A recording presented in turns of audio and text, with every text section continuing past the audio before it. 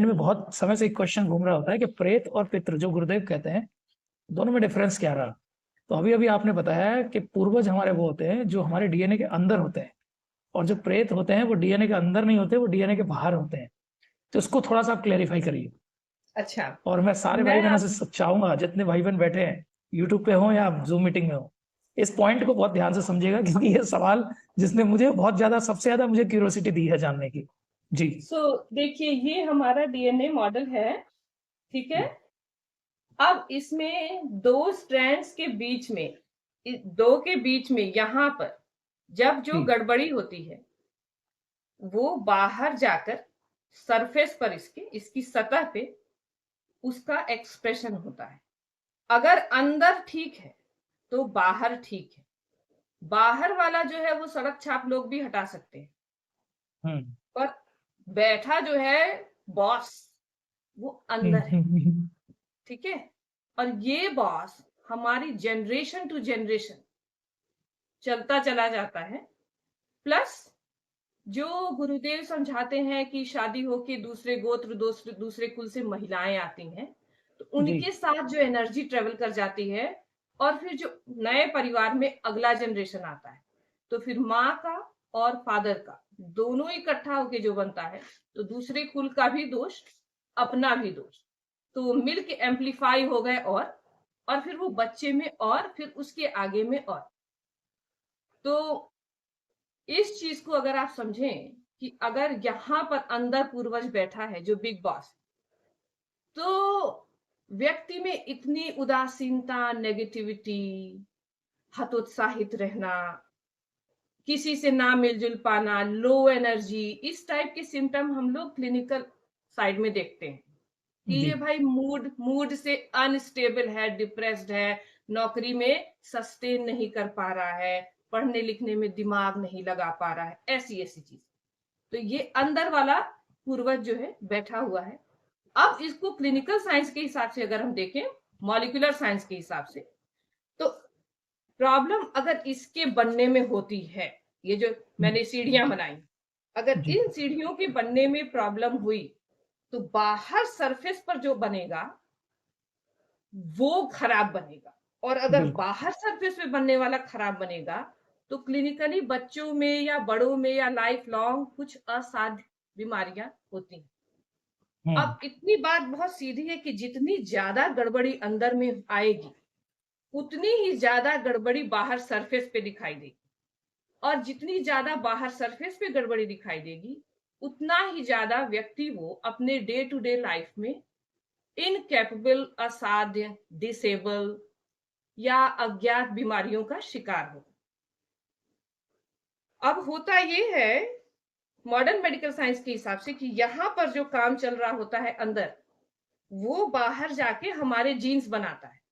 और यही वो जीन्स हैं जिसको हम जब लैब में रीड करते हैं, उसको हम लोग होल एक्सोम सीक्वेंसिंग कहते हैं, ठीक है। जो किसी टेस्ट में ना पकड़ा जा सके, वो जो टेस्ट जिसपे हम लोग फोकस करते हैं, उसको होल एक्सोम सीक्वेंसिंग कहते हैं। मतलब पूरा पूरा हम इसको एक मनुष्य के शरीर का पूरा पूरा कार्बन डिटेल पढ़ रहे हैं, तो ये जी। पूरा पूरा उसको हम पढ़ पढ़ के समझ लेते हैं कि ये कहाँ कहाँ कहाँ कहाँ मिस हुआ है, और क्या क्या क्या क्या इससे बीमारी ऑलरेडी जो हमारे रजिस्ट्री में है मॉडर्न मेडिकल साइंस के, कि ये खराब हुआ तो वो बीमारी आई।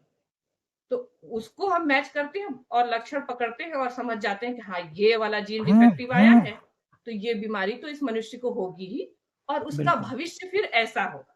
जी। अब होता क्या है कि मेडिकल साइंस के पास ऐसी चीजों को अज्ञात कह देना कि हम्म। ये भाई हमने लैब में देख लिया कि जीन डिफेक्टिव है, उससे ये बीमारी होगी। लेकिन हमारे पास कोई ऐसी गोली, दवाई, इंजेक्शन, मरहम, पट्टी, सर्जरी, कुछ भी कर लो, गुरुजी के शब्दों में सर के बल खड़े भी हो जाओ, नहीं है कि हम यहां तक पहुंच जाएं और इस बिग बॉस को क्लीन कर दें, इसको हम्म। मांज दें, इसको साफ कर दें। हम्म। तो जब ये नहीं ठीक हो सकता, तो ये इसके सरफेस वाला नहीं ठीक होगा। और जब सरफेस हम्म। वाला नहीं ठीक होगा, तो हमारी जीन खराब होगी, जो जनरेशन टू जनरेशन उतरती जाएगी और बीमारियां बढ़ती जाएंगी। और सारी ऐसी जिसको हम लोग अपने मेडिकल टेक्स्ट बुक में कहते हैं अननोन इटियोलॉजी की कारण अज्ञात है। जब हम्म। कारण अज्ञात है तो निवारण कहाँ से ज्ञात होगा? हम खुद से मैं यथार्थ नहीं छुपा सकती, खुद से नहीं छुपा सकती। हमारी कुछ प्रोफेशनल बाइंडिंग होती है कि हमारी यही लिमिट है, इसी में जो है हमें करना है। लेकिन जब पूरा एक चक्कर पढ़ लो तो आपको ये समझ में आ जाएगा कि जब हमें ये अंदर बैठा जो इस कारण को हटा नहीं सकते, तो बाहर जो शरीर में प्रॉब्लम हो रही है वो ठीक कैसे कर ले जाएंगे? नहीं कर बिल्कुल। सकते, नहीं कर सकते। अब ऐसा ऐसा जीन जनरेशन टू जनरेशन चला आ रहा है और एक एक मानव शरीर में trillions and trillions of genes हैं। तो हम्म। ये एक बात हुई कि यहाँ बैठा है पूर्वज, वो कंट्रोल करता है बाहर, और जितनी प्रॉब्लम अंदर होगी उतने ही ज्यादा बाहर प्रेत एटमॉस्फेयर से अट्रैक्ट होंगे। गुरुजी के उन लेक्चर्स में ऐसा होता था। बिल्कुल। अंदर जी। जितना बैठा हुआ है रुका हुआ, उतना ही ज्यादा वो बाहर वाले को बुलाएगा कि अच्छा चले तू भी आ जा, पहले से 4 थे 6 और लग लेते हैं। फिर कहे हम्म। अच्छा हम मजार पे गए थे 10 और लेके आए। फिर कहे हम्म। हम मायके से गए थे चलो और 15 और आ गए। फिर कहे हम उल्टी सीधी पूजा करते हैं तो उसमें से भी निकल के आ गए। कहे हम हर जगह हम्म। पेड़ के नीचे मूर्ति को सर झुकाते हैं, चलो उसके नीचे हम्म। से भी आ गए। और मैं इधर मेडिकल साइंस को देख रही हूँ, समझ रही हूँ, तो प्रॉब्लम ये अगर गड़बड़ हुआ तो बाहर वाला गड़बड़ होगा। डेफिनेट। और जितना बाहर वाला गड़बड़ होगा, हर जनरेशन में वो पहले से और ज्यादा गड़बड़ होता जाएगा। ये बात हुई। अब उसमें होता यह है कि किसी बीमारी में अगर एक मिसिंग है, कि एक गड़बड़ हुआ है, तो उसको हम प्रिसाइजली समझ लेते हैं कि ये गड़बड़ है, ये बीमारी आएगी। माँ के गर्भ से ही हम ये डायग्नोसिस निकाल सकते हैं। बढ़ते हुए 4 हफ्ते के बच्चे के अंदर से भी हम कुछ सैंपल लेकर, टेक्नोलॉजी एडवांस हम्म। होती है इधर की, बिल्कुल। आंसर, तो हम ये पकड़ लेते हैं कि ये गड़बड़ है। लेकिन हम ये नहीं कर सकते कि इसको ठीक कैसे करें। हम्म। ठीक है। फिर होता है अक्सर एक चीज और होती है, माइटोकॉन्ड्रिया। हम्म। हमारा ये इतना बड़ा शरीर जो है, उसकी सूक्ष्मतम इकाई इस स्थूल शरीर की होती है सेल। उस हम्म। सेल के में एक केंद्र होता है, केंद्र के अंदर बैठा है डीएनए।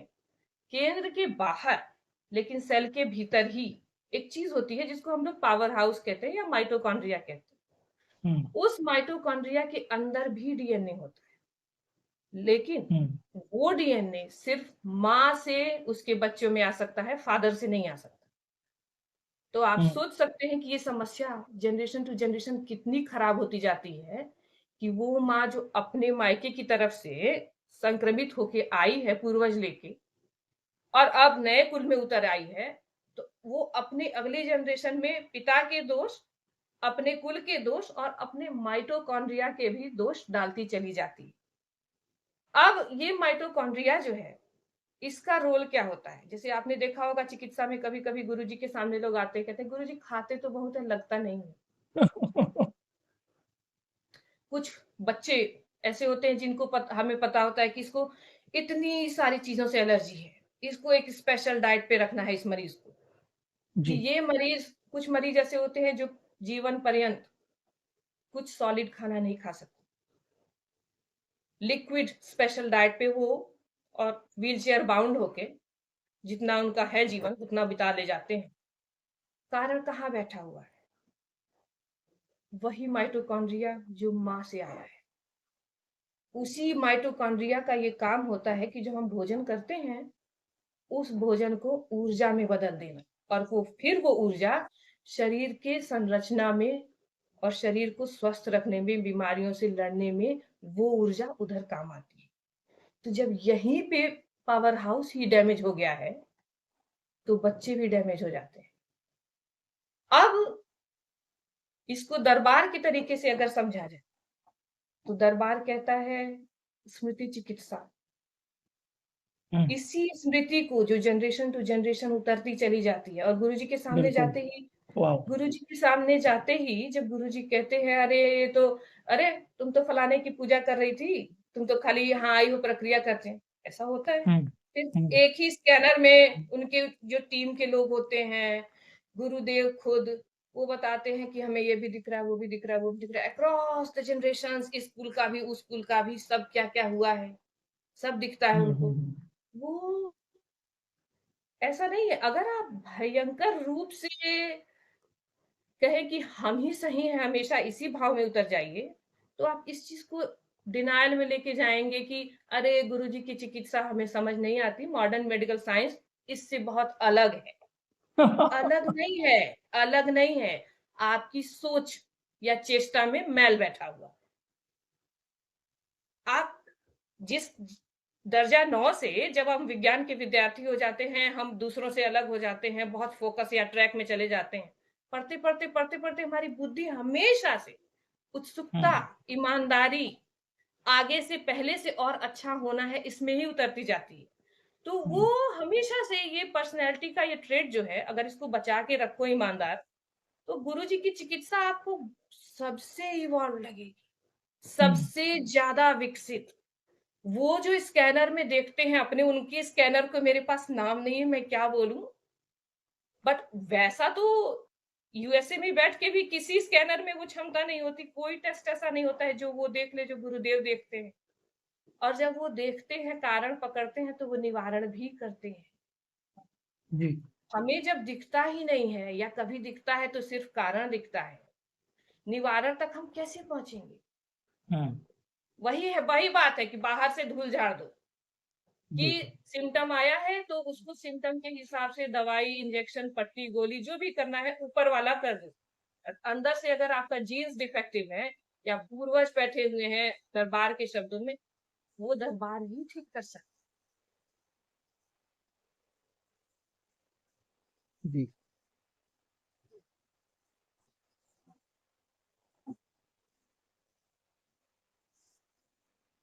एक क्वेश्चन दीदी, अभी अपनी तरफ से ही क्वेश्चंस ले रहा हूँ क्योंकि मेरी क्यूरियोसिटी बढ़ती चली जा रही है। एक तो जब सारिका दीदी का पहला सेशन हुआ था तो उन्होंने इतने सारी क्यूरियोसिटीज दे दी थी कि हमने पहली बार मतलब दरबार को देखने का जो एक नजरिया है, नया नजरिया, वो हमें सारिका दीदी से मिला, आपसे मिला, और उम्मीद करेंगे और भी बहुत सारे भाई बहन हैं ऐसे जो बहुत एक्सट्रीम लेवल पे नॉलेज रखते हैं, तो उनसे थोड़ा थोड़ा नॉलेज हम सभी के अंदर ट्रांसफर हो रहा होगा।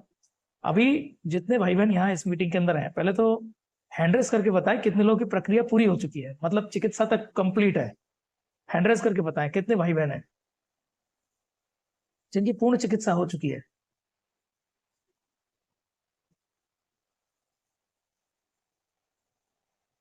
नौ। मुझे और दीदी को मिला दे तो 11। हैंड रेस करिएगा, नो रिएक्शन।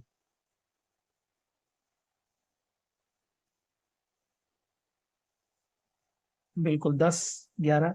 यूट्यूब पे जितने लोग हैं वो मी लिख सकते हैं, चैट बॉक्स में मी लिख सकते हैं जितने लोगों की प्रक्रिया पूर्ण हो चुकी है।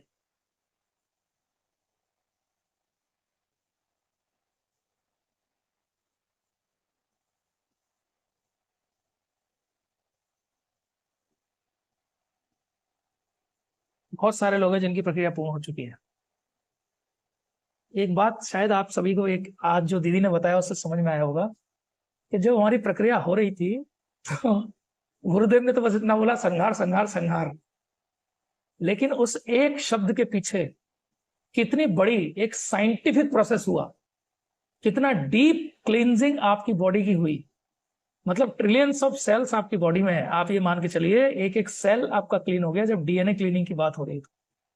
उस कहते जी हमें तो 1 मिनट मिला जी गुरु जी के सामने जाने का, केवल उन्होंने ये कह दिया भाई आप ठीक है आगे बढ़ो, हरिहर हो जाओ।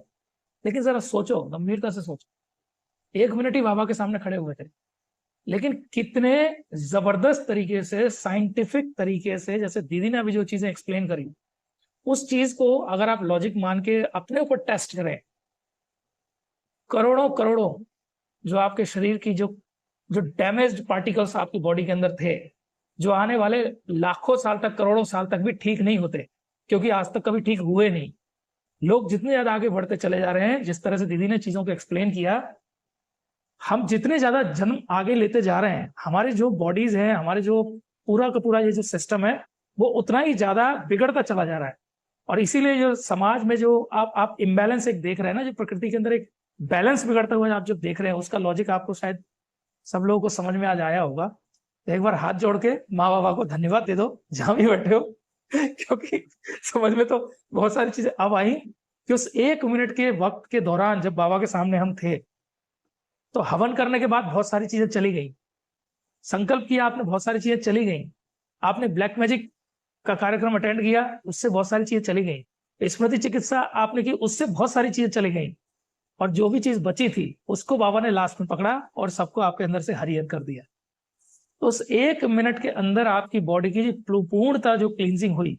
और आज शायद एक बात और आपको समझ में आई होगी कि जब बाबा ने अंत में, जब आप सारी प्रक्रिया कर चुके होते हैं, तो बाबा एक बहुत अच्छी बात कहते थे, आजकल शायद वो ऑडियो से होता है, कि संपूर्ण ब्रह्मांड में एकमात्र दरबार है जो आपको इस बात का चैलेंज कर सकता है कि आज आपका एक नया जीवन हुआ और आपके जीवन के अंदर जितनी भी इम्प्योरिटीज आपके अंदर थी, वो सारी की सारी खत्म हुई। और आप में से कोई भी व्यक्ति खड़े अपना आंख बंद करके अपने एक पूर्वज को भी नहीं देख सकता। तो उसका लॉजिक मुझे आज समझ में आया जब दीदी ने ये बताया है कि पूर्वज आपके डीएनए के अंदर होते हैं। तो बाहर वालों की तो सफाई, वो तो 5 वन वाला जो लॉजिक है दीदी, if I am not wrong, कि 5 वन आपने किए तो डीएनए के बाहर वाली जो चीजें वो ऑटोमेटिक क्लीन हो गई। उसके लिए तो आपको गुरुदेव तक जाने की जरूरत नहीं पड़ी। लेकिन बाकी की जो आपकी चीजें थी, जो डीएनए के अंदर जो आपके पूर्वज जो बैठे होते हैं, उनकी क्लींजिंग आपकी उसी समय हो जाती है जब बाबा इस बात को कह देते हैं कि आज से आप संपूर्ण रूप से फ्री हो गए। दीदी दीक्षा के किस लेवल पे हैं और अभी, और दीक्षा के आपके थोड़े से अनुभव जो आपको लगा है इजी वे में शेयर किया जा सकता है, क्योंकि लाइव प्रोग्राम है। तो लाइव प्रोग्राम में हमारे ऊपर बहुत सारे बंदिशें होती हैं, क्योंकि बहुत सारी चीजें ऐसी होती हैं जो अंदर ऐसी चीजें अनुभव हमारे होते हैं जो हम पब्लिकली डिक्लेयर नहीं कर सकते, या यूं कहें कि गुरुदेव के आदेश भी नहीं होते हैं बहुत सारी चीजों को बताने के।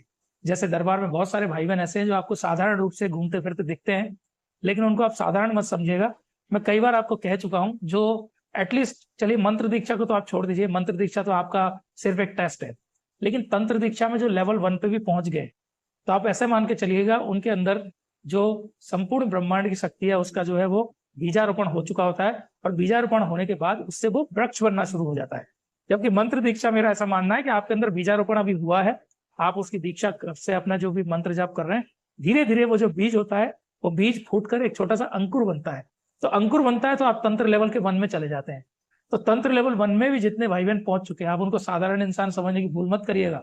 दिखने में आपके जैसे हमारे साधारण है, क्योंकि सब गृहस्थी है, लेकिन हजारों हजार साल तपस्या करके जो फल नहीं मिलता है, वो पूर्ण गुरु के संपर्क में आते ही आपको एक क्षण में मिल जाता है। एक क्षण मतलब 1 सेकंड की भी बात नहीं हो रही, एक क्षण में आपको वो मिल जाता है। और शायद अब कितनी सारी कृतज्ञता आपको माँ बाबा के प्रति व्यक्त करनी चाहिए। यार अष्टमी का दिन इतना पावन आज शुभ दिन है कि माँ की कृपा से, बाबा की कृपा से, कितनी मतलब भयानक से भयानक कष्ट जो जीवन में हमारे थे। अब एक सवाल जो हम सबसे पूछते हैं कि अगर ये दरबार नहीं मिलता तो हमारे जीवन में क्या होता, ये सवाल मैं दीदी से तो पूछूंगा, लेकिन इस सवाल का जवाब आज आप अपने अंदर दीजिएगा कि अगर दरबार नहीं मिलता तो क्या होता, और दरबार मिलने से आपको क्या फायदा हुआ। आपसे सभी से हाथ जोड़ के मैं एक प्रार्थना करता हूं, आप गुरुदेव से संबंधित कहीं भी चर्चा हो रही हो, चाहे वो यूट्यूब पे हो, चाहे वो किसी के इंस्टाग्राम पे हो, चाहे वो किसी के फेसबुक पे हो, वहां पे अपने जीवन के अनुभव आप जरूर लिखिए। 2-3 लाइन में लिखिए कि करौली शंकर महादेव से दरबार से जुड़ने के बाद मेरे जीवन में ये परिवर्तन आया। जितना ज्यादा आप अपने कमेंट्स को शेयर करते हो, जितना ज्यादा फेसबुक पे, यूट्यूब पे, जहां भी आपको मौका मिले, आप इस बात को अपने अंदर से, जो आत्मा से आपकी यस निकलती है, उसको आप लिखिए। क्योंकि बहुत सारे लोग पढ़ते हैं उसको, बहुत सारे लोग पढ़ते हैं, जीवन से भटक गए होते हैं, लेकिन उनको एक नई रास्ता मिलती है आपके सिर्फ एक कमेंट को पढ़ के। आपका एक कमेंट किसी को दरबार से जुड़ने के लिए प्रेरित कर सकता है, और उसके करोड़ों करोड़ जन्म जो पीछे हुए हैं, आगे हुए हैं, आगे होंगे, उसके परिवार के जो करोड़ों करोड़ों सदस्य हैं, जो पीछे से पूर्वज बन के फंसे हुए हैं या आगे जाके फंसेंगे, उन सबसे उनको मुक्ति मिलती है। तो यही सोच के इस कार्यक्रम की शुरुआत करी गई थी। जो भटके हुए हैं, माँ बाप की कृपा से उनको सद्बुद्धि मिले, और आप जैसे जो गुरु भाई बहन जिनके इतने अनुभव है, वो अपने अनुभव शेयर करें, लोग सुने, और उनको पता पड़े कि हम कहाँ भूल कर रहे हैं।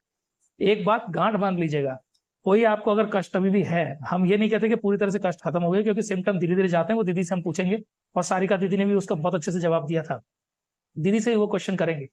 लेकिन उस क्वेश्चन को आप दूसरों को बताने की बजाय आप माँ बाबा को बताइए। और हमेशा ऐसे ध्यान रखिएगा, आपको कभी कभी ऐसा लगता होगा मैं फोन से कृष्णा जी पे बात कर रही हूँ, कृष्णा जी तो सुन रहे हैं, लेकिन घर में जो आपके बाबा बैठे हैं वो नहीं सुन रहे हैं। उस समय आप ऐसे ही विश्वास करिए, जैसे आप कृष्णा जी से बात कर रहे हैं ना फोन पे, इधर से मैं हाँ हूँ बोल रहा हूँ, बिल्कुल दीदी आप सही कह रहे हैं, आपकी ये परेशानियां सॉल्व हो जाएगी। वही बात माँ भी सुन रही होती है आपके घर में बैठ के, बाबा भी सुन रहे होते हैं, क्योंकि जो प्रोसेस अभी दीदी ने डीप में आपको बताया, इस बात से आपको ये सारी चीज समझ में आ जानी चाहिए। और गुरु गीता का आश्रय जरूर लीजिए।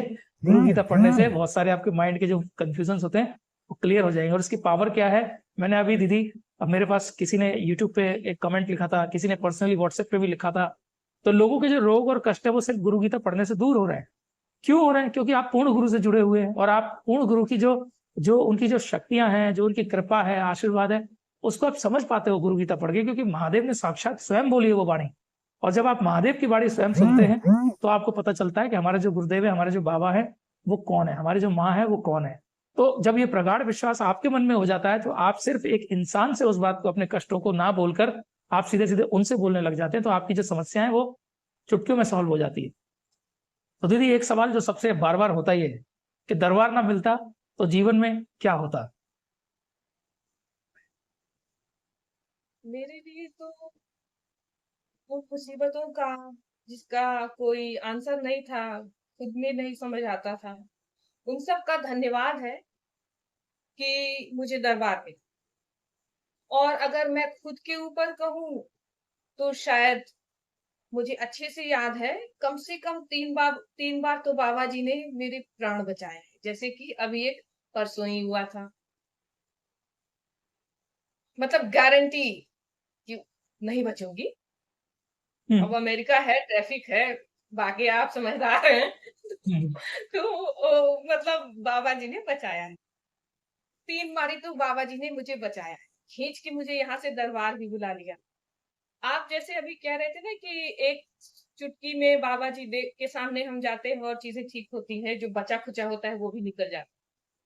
मैं आपको ऐसे बताती हूँ कि एज ए फिजिशियन, यहाँ के सिस्टम के हिसाब से मैं देखूं तो रात को इमरजेंसी रूम खुला हुआ है और बहुत मरीज हैं, ऐसे उदाहरण के तौर पर कहूं, लेकिन जो नर्स या डॉक्टर की टीम होती है वो ये डिसाइड करती है कि किसको कितनी कम प्रतीक्षा करनी है और कौन कितने जल्दी अंदर खींच लिया जाएगा। जी। तो जितने गहरा आपका घाव, या जितना आपने बाबा को कहा बाबा I love you in my words, उतना जल्दी वो नर्स और फिजिशियन आपको अंदर खींचते हैं। और बिल्कुल अगर आप गेट इमरजेंसी। पर ही बवाल कर दो, अगर आप गेट पर ही बवाल कर दो कि यहाँ तो पैसा लगेगा, या मैं इधर जाऊं इस अस्पताल की उस वाले अस्पताल जाऊं, you are the one who is losing time, not not the team. आप अपने आप को रिस्क पर रख रहे हैं, मूर्ता में आप अपना समय खो रहे हैं, आप अपने जी। कष्टों को छोड़ने के लिए उपलब्ध नहीं है। मैं इस चीज को ऐसे समझती हूँ।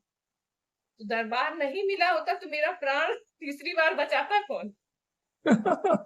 तीसरी बार छोड़िए, पहली बार ही कौन बचा और था? है ना, पहली बार कौन बचाता? और मैं भारत में जब तक थी, मैं मुझे गजब आकर्षण था कि मैं हमेशा दिल्ली में रही हूँ पढ़ाई जी। लिखाई के सिलसिले में, लेकिन मैं भाग भाग के बनारस जाती थी विश्वनाथ जी दर्शन कर। हम्म। हो जाती थी, परिवार वालों को तंग करती थी, 1.5-2 दिन की छुट्टी लगी, दिल्ली से बस्ता उठाया निकल लिए, जाती थी दर्शन करके वापस। अब घर वाले उसमें असहज होते थे कि भाई ये अकेले चल दे रही है, तो चलो इसको कोई बनारस में इसके साथ रहे, दिल्ली तो दिल्ली हॉस्टल है, सेफ है, लेकिन यहाँ पर ऐसे। तो मैं आती जाती रहती थी, मुझे एक गजब प्रेम, आकर्षण, शांति, काशी विश्वनाथ में, जी। पता नहीं क्यों, किस उम्र से है मालूम नहीं, बट है। तो बाबा जी का मिल जाना, माँ का वीडियो भेज देना, गुरुदेव का दर्शन पाना, बात होना, ये सब मुझे अपने जीवन का सबसे सुंदर अनुभव लगता है।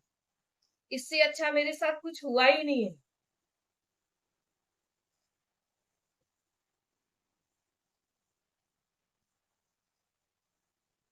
बहुत सुंदर। और एक चीज और कहना चाहूंगी, जी। मेडिकल साइंस और दरबार और गुरुदेव जिस तरीके से ऑपरेट करते हैं चीजों को, उसको लेकर समझते हुए, जैसे कभी कभी लोग आते हैं, चिकित्सा पूरी हो गई है और गुरुजी के सामने कहते हैं गुरुजी हमें ये हो रहा है, वो हो रहा है, या होता था, ऐसा बात। तो फिर गुरुजी कहते हैं अरे चलो बेकार की स्मृति नहीं बनाओ, सब एकदम ठीक ठीक दिख रहा है, सब एकदम स्वस्थ हो चुके हो, कुछ भी नहीं बचा है। ऐसा देखा होगा आपने भी। जी जी फिर है ना, तो उसमें होता क्या है कि गुरुजी ने तो आपके डीएनए तक जाके आपको क्लीन कर दिया, पीछे का भी पूर्वज सबको जो जहां जाना था उसका मुझे सही शब्द नहीं पता, मुक्ति हो गई उनकी। आगे की जनरेशन में भी कोई दोष नहीं आएगा, क्योंकि आपको आपके लेवल पर क्लीन कर दिया, डीएनए में जितने लोगों को रखे हैं सबको क्लीन कर दिया, दोनों कुलों को क्लीन कर दिया, हर कुछ हो जाता है। लेकिन ये डीएनए का डैमेज मेडिकल साइंस इसको एक्सप्लेन कैसे करता है कि या तो ये जनरेशन टू जनरेशन पहले से उतर के आ रहा होता, नंबर एक, दरबार ने उसको क्लीन कर दिया। अब आप वहां खड़े होके कहते हो मुझे ये हो रहा है वो हो रहा है, गुरुजी कहते हैं कुछ नहीं हो रहा है, अनायास स्मृति मत करो। बिकॉज जब आप अपनी उस बीमारी को जिससे पीड़ित थे और छूट नहीं पा रहे थे, कोई डॉक्टर आपकी मदद नहीं कर सकता था, उसको याद करते हैं उस बीमारी को, तो आपको स्ट्रेस हो रहा होता है। और जब स्ट्रेस होता है तो मॉडर्न मेडिकल साइंस कहता है बस उसी वक्त शरीर में सूक्ष्मतम लेवल पर, इस स्थूल शरीर में डिस्टरबेंसेस जो आती है उससे आपका डीएनए डैमेज हो सकता है। जो जितना ज्यादा स्ट्रेस में जाएगा उसका डीएनए उतना ही डैमेज। और आप स्मृतियों में जाते हैं कि हमारे को ये था या हो रहा है, उस वहम में जाएंगे, भ्रम में जाएंगे, तो स्ट्रेस में जाएंगे।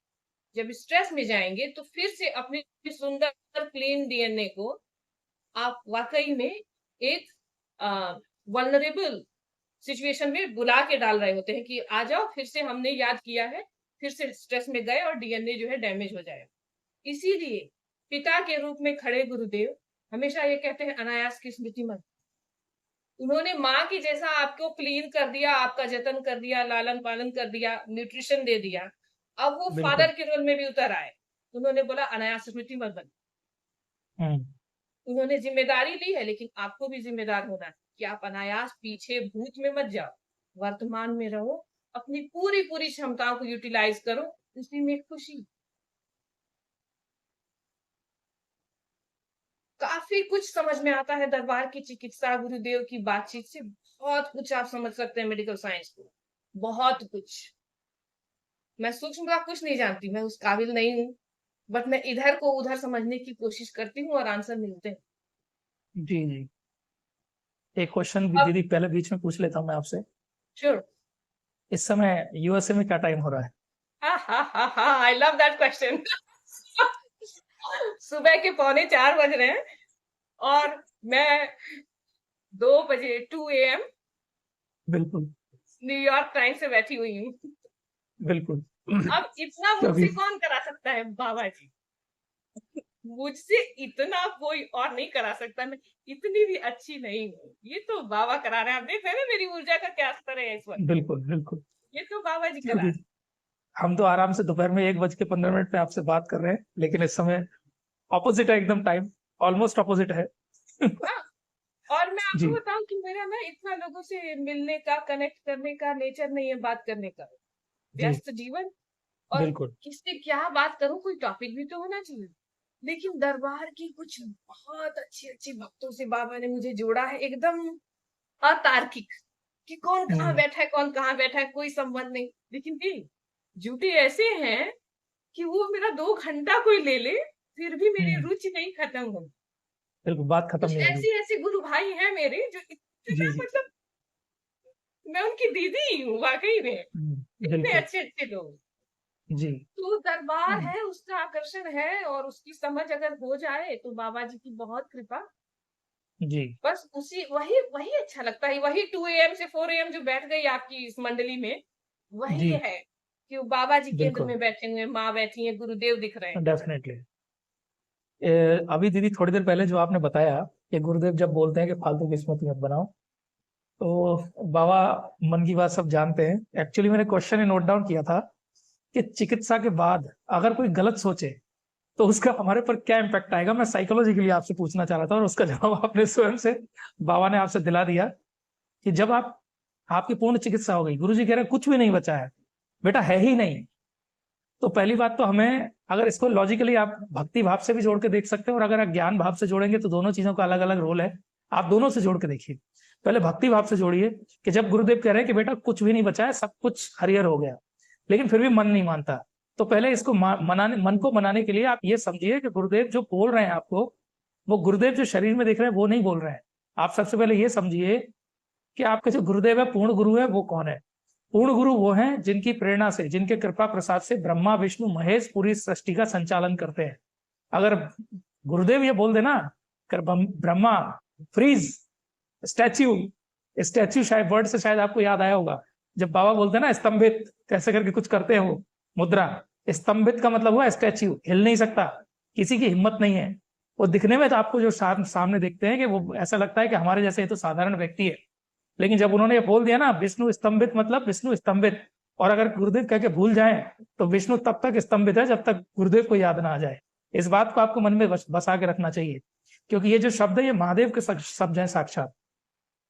तो जब गुरुदेव ने बोला कुछ बचा ही नहीं है, सब कुछ हरिहर है, तो आपको उस समय उस चीज को मान लेना चाहिए कि अगर गुरुदेव ने बोला है सब कुछ हरिहर है, मतलब सब कुछ खत्म है। फालतू का भ्रम आपको बिल्कुल भी नहीं पालना चाहिए। और जब आप भ्रम को पालते हैं तो गुरु दीदी ने कितनी अच्छी तरह से ये इस चीज का जवाब दिया है कि जब उस चीज को आप बार बार रिकॉल करेंगे, बार बार याद करेंगे, बार बार उस चीज के ऊपर फालतू की स्मृति बनाएंगे, तो आप स्ट्रेस में जाएंगे। और जैसे ही आप स्ट्रेस में जाएंगे तो फिर से वही आपके डीएनए के साथ में खिलवाड़ होगा, आपकी बॉडी के अंदर सेल्स का जो जनरेशन होगा, सेल्स इंपैक्ट होंगे, और जब सेल्स आपके नेगेटिवली इंपैक्ट होंगे तो नेचुरली आपकी पूरी जो लाइफ है वो फिर से डिस्ट्रॉय होगी, फिर से वो है जो उसके ऊपर जो इम्पैक्ट है वो आएगा। इसीलिए अच्छा अच्छा सोचिए, अच्छी स्मृति बनाइए, जैसे गुरुदेव कहते हैं, बस माँ बाबा का भजन करिए। लेकिन दीदी एक स्ट्रेस की बात आई है, तो स्ट्रेस के ऊपर एक बहुत इंपॉर्टेंट सवाल मैं करूंगा। हमारे मन में एक भाव आता है कि आज हमारे सामने गुरुदेव की हम पूजा कर रहे हैं, बाबा की हम पूजा कर रहे हैं, गुरुदेव से आशय मेरा बाबा से है, बाबा की हम पूजा कर रहे हैं, लेकिन बाबा हमारे सामने नहीं है। और जब हम अत्यंत भक्ति भाव में होते हैं, हमारे अंदर मन में कष्ट भी होता है, हम रो भी रहे होते हैं, अंदर से बहुत ज्यादा पीड़ा भी होती है कि काश गुरुदेव आपको हम देख पाते, आपसे हम मिल पाते, आपके चरण छू पाते। या हमारे मन में ऐसे भी भाव होते हैं अंदर अंदर कि बाबा माँ आपकी कृपा से जीवन में करोड़ों कष्ट थे वो चले गए, लेकिन उस समय हमारे जो है वो अंदर से आंसू ही निकलते हैं, और मन में एक कोई अंदर है ना, एक वेदना जैसा हमको महसूस होता है। तो मैं आपसे जानना चाहता हूँ, क्या वो स्ट्रेस नहीं है? है जी। मैंने आपसे कहा कि बाबा जी वो माँ है, गुरुदेव है। जैसे हम अपने बायोलॉजिकल पेरेंट्स को कहते हैं कि ये मेरे पिता का नाम है, ये माँ का नाम है, उसी तरीके से हम कहते हैं कि हमारे आध्यात्मिक में नहीं जानती, मैं बहुत सांसारिक व्यक्ति हूँ, लेकिन पूजा पाठ में, भाव में, प्रार्थना में, लाइलाज चीजों में, दुख में, अवसाद में, अकेलेपन में, हर वक्त, हर खुशी में जो हमेशा साथ है, वो है हमारे दरबार में हमारे बाबा जी, माँ और गुरुदेव जो हमारे हृदय में बसते। बात यहां तक जो आई, आपके प्रश्न का जवाब दूं मैं प्रिसाइजली, कि जो हम वेदना में चले जाते हैं, क्या वो स्ट्रेस नहीं है? अगर ईमानदारी है तो वो वेदना इतनी गहरी होती है कि हृदय से लेके नाभि तक और सर तक दौड़ रही होती। सबके भीड़ के बीच में भी हम अकेले हो सकते हैं और भूल जाएंगे कि मेरे अंदर कोई क्षमता भी। फिर उस वक्त जो जिसको आपने सब कुछ सौंप दिया है, वो उस गहराई को आपसे कहे, पहले आप कहें, आप उनसे कुछ कहें प्रार्थनाओं में, उसके पहले वो स्कैन कर चुके होते हैं आप। इसको इस वक्त एहसास देने की जरूरत है कि हम अभी भी साथ। वही उस रोते हुए एपिसोड में से फिर आप किसी अकेलेपन से निकल के बाहर जो आते हैं, बाहर कुछ नहीं बदला होता है, अंदर आप बदल चुके होते हैं, क्योंकि आपको उस वक्त गुरु संबल दे रहे हो। ये तुम्हारा पावर हाउस है। Do not forget, do not forget. ऐसा नहीं है कि दरबार की प्रक्रिया पूरी हो जाए या ना हो जाए, इसमें से हर व्यक्ति गुजरता है, सबके लाइफ में स्ट्रेस, लेकिन वो जो हमारे अंदर एक रियलाइजेशन हमेशा ले आता है, वो बाबा जी और माँ और गुरुदेव हैं, हम हैं। इससे भी बुरे वक्त में तुम थे, हमने निकाला तुमको। बी थैंकफुल, हमेशा अपने भाव में रखो, हम हमेशा तुम्हारे साथ। चाहे वो लंबा चलने वाला कोई चिंता या दुख हो, या तुरंत प्राण के संकट बन जाए, जो मेरे साथ हुआ है एक दो, वो उस वक्त जो आते हैं आपके बुलाने से पहले ही, वो अनुभव में आते जी। चिंतन में हमेशा चलते हैं, चिकित्सा हमेशा होती रहती है। बाबा is a continuous process. I would not say कि हम गए और हमने ये चेक बुक में से इतना चेक दे दिया और हमने ये प्रोसेस कर दिया। चिकित्सा एक कंटिन्यूअस रोज रोज में, हमेशा में, जैसे जैसे हम सोच में, भाव में रखते हैं, क्लींजिंग लगातार चल रही, जी। हमेशा चल। आपके प्रश्न का जो गहरा दर्द होता है ना, वही गहरा संकल्प भी बनता है। जैसे हम्म। हम भीड़ में अपने दुखों के कारण अकेले हो जाते हैं और सब हमारा साथ छोड़ देते हैं, उसी प्रकार उस अकेलेपन में हमारे अंदर ये गहरा भाव आता है, हमारा संकल्प बहुत गहरा हो जाता है। ड्राइव करते समय भी संकल्प हो सकता है, हाँ। बच्चों के बीच में मरीज देखते हुए भी संकल्प हो सकता है, संकल्प के समय लाइव होते हुए भी संकल्प हो सकता है, क्योंकि हमारा दरबार का शक्तियां तो लाइव आपके साथ है ना। आप बिल्कुल। कहीं भी बैठे रहो, उस दुख का भी धन्यवाद दो कि इस वक्त वो मेंटल आइसोलेशन में लेके चला गया, कि हम सारे डिस्ट्रैक्शन से अलग हो गए हैं, इस वक्त सिर्फ और सिर्फ अपने आराध्य की सोच में आ चुके हैं। वही तो संकल्प है, वही तो संकल्प। बिल्कुल। संकल्प तो भाव में पहले आना चाहिए। बिल्कुल। I hope I answered your question. बिल्कुल बिल्कुल दीदी। दीदी, स्थूल और सूक्ष्म, इन दोनों को आप कैसे देखती हैं, और इनके बीच में जो एक आम इंसान को जो अंतर समझना चाहिए, वो कैसे समझे? सूक्ष्म का मुझे ज्यादा ज्ञान नहीं है, ऑनेस्टली हम्म। स्पीक। मैं पूरी हम्म। तरीके से, ये वाला परिप्रेक्ष्य बाबा माँ और गुरुदेव का विभाग है, मैं हम्म। नहीं जानती उसको। वो जो कहते हैं वो पूरी पूरी तरीके से मैं उसमें ओतप्रोत हूँ, वो पूरा विश्वास से समझती हूँ। हम्म। लेकिन अगर स्थूल की आप बात करें, तो स्थूल और सूक्ष्म सेपरेट नहीं है। जो स्थूल में जहां पर हमारी सीमाएं रुकी हुई हैं, बस वहीं से हम्म। सूक्ष्म का दरवाजा खुला हुआ है। आप हम्म। उपलब्ध तो हो, हम्म। आप उपलब्ध तो हो। अब भाई गुरुजी के सामने जाओ और इधर उधर की बात करने लगो, तो मुझे फिर वो वैसे ही लगता है कि भाई मरीज को टाँके लगाने की जरूरत है, लेकिन ये बेड पर लेटने तक को तैयार नहीं। इसको क्या कोई टाँके लगाएगा? इसको क्या कोई टाँके लगाएगा? हाँ, इसके लिए तो पहले 4 वार्ड बॉय चाहिए, जो पकड़ के दौड़ के इसको कैप्चर करके ले आए, इसको बेड पे पिन डाउन किया जाए, 4 लोग सिक्योर किए रहे, फिर से इसको जो है एनेस्थीसिया दिया जाएगा और तब टाँका लगेगा। वो प्रतिवाद करने वाले मरीज, प्रतिरोध करने वाले मरीज ऐसे। तो गुरु जी के सामने जाके जब अपन अनर्गल बातें करने लगते हैं, कुछ तो मरीज होते हैं जो उनका बौद्धिक मतलब उस वक्त वैसी बात ही होती है उनके अंदर। हम्म। लेकिन कुछ ऐसे होते हैं जो उन्हें पूर्ण विश्वास को चेक करना होता है। हम्म। तो वो जो चेक वाले भाव में आप जाएंगे तो आप टाइम लूज कर रहे हैं, गुरु जी थोड़ी। हम्म। बिल्कुल।